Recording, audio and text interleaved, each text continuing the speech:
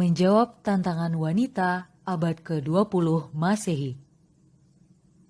Menjawab tantangan wanita abad ke-20 Masehi. Menjawab tantangan wanita abad ke-20 Masehi. Wanita merupakan makhluk hidup yang memiliki 4 status dan peran. Wanita sebagai ibu, sebagai saudara perempuan, sebagai istri, dan sebagai anak perempuan. Dalam menjalankan 4 status dan peran ini, pada abad ke-20 Masehi, wanita dihadapkan pada permasalahan kondisi, di mana kaum wanita memamerkan aurat, melakukan seks bebas, dan taklid buta terhadap barat. Di mana hal ini termasuk ke dalam jahiliyah abad ke-20 yang menjadikan wanita sebagai sasaran mangsanya. Setiap permasalahan tentu memiliki cara untuk menyelesaikan dan menghadapinya.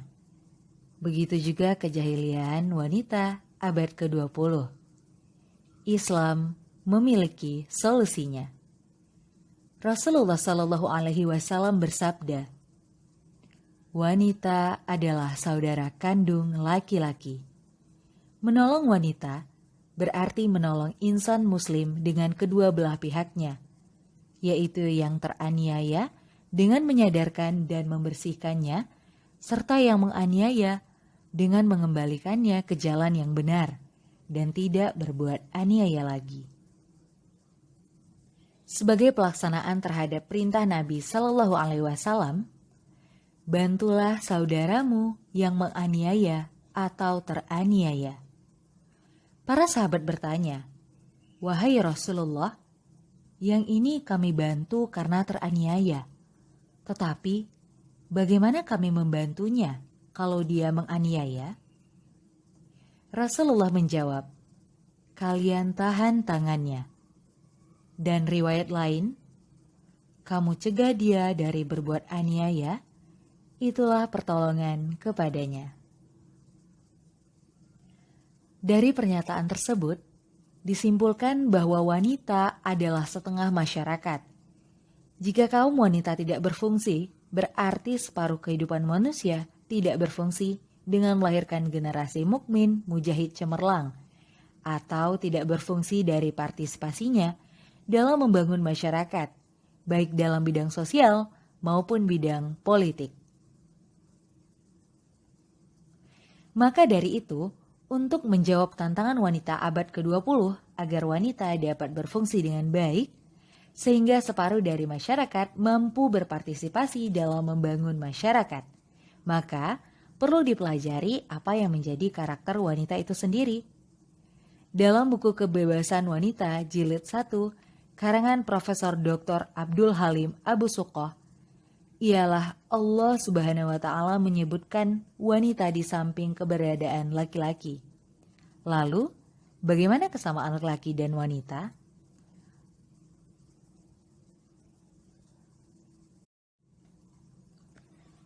Dalam Quran Surah An-Nisa ayat 1, di situ dijelaskan bahwa laki-laki dan perempuan berasal dari diri yang sama. Kemudian dalam Quran Surah Al-An'am ayat 139, di situ juga dijelas.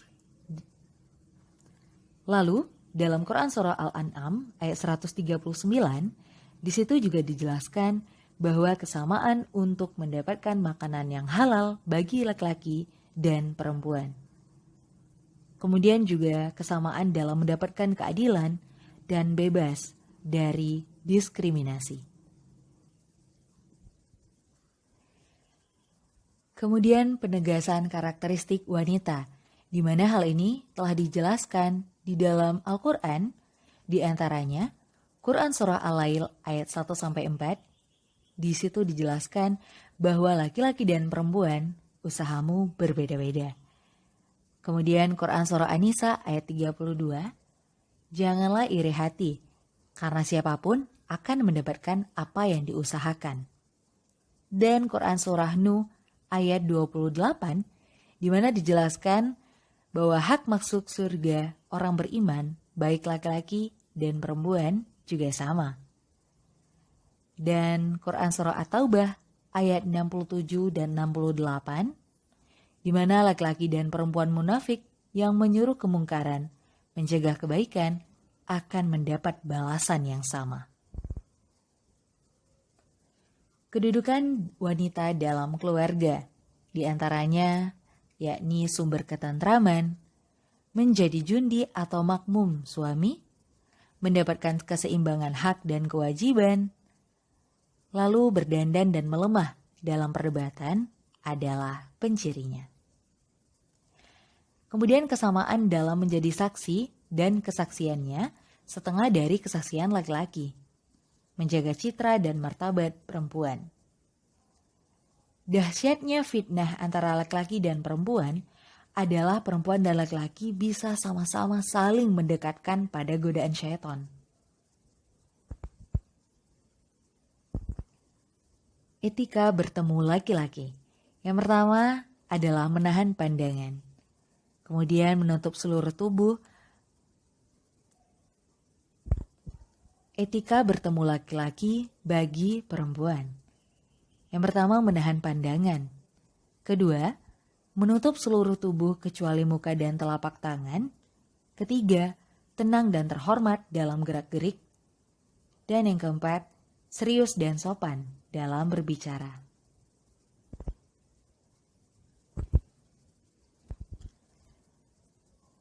Terdapat kisah beberapa perempuan keikutsertaan.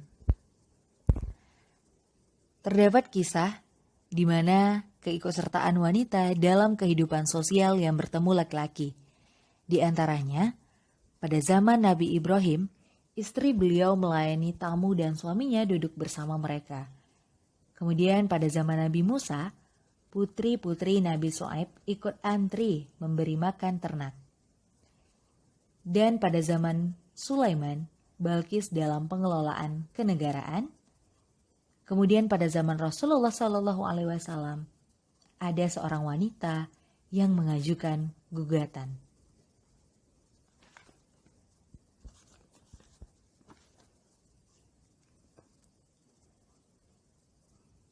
Kisah sikap-sikap wanita yang baik yang tertuang dalam Al-Quran. Di antaranya, yang pertama, ada ibu Nabi Musa alaihissalam dengan kepatuhannya kepada Allah Subhanahu wa Ta'ala adalah ketaatan dalam menerima perintah untuk menghanyutkan Nabi Musa yang masih bayi dan meneguhkan hatinya dari keinginan untuk mengaku sebagai ibu Nabi Musa di depan Fir'aun. Kemudian saudara perempuan Nabi Musa alaihissalam dan kehebatan siasatnya. Saudara Nabi Musa menjadi mata-mata, sehingga mengusulkan ibu Nabi Musa sebagai penyusu untuk Nabi Musa ketika masih bayi kepada Fir'aun. Selanjutnya ada keteguhan iman seorang istri Fir'aun. Keempat ada kisah Kaulah bin Sa'labah.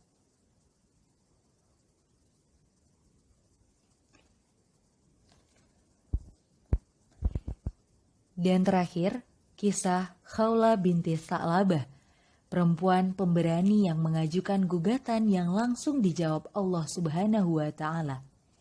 Adapun gugatan Sa'labah ialah tentang suaminya. Dan jawaban Allah terhadap gugatan Sa'labah tertuang dalam Quran Surah Al-Mujadilah ayat 1-4. Itulah kisah-kisah wanita yang baik di dalam Al-Quran yang menjadi teladan kita sebagai muslimah. Dan untuk menjawab tantangan wanita pada abad ke-20 Masehi ini, ialah 1. Islam solusinya.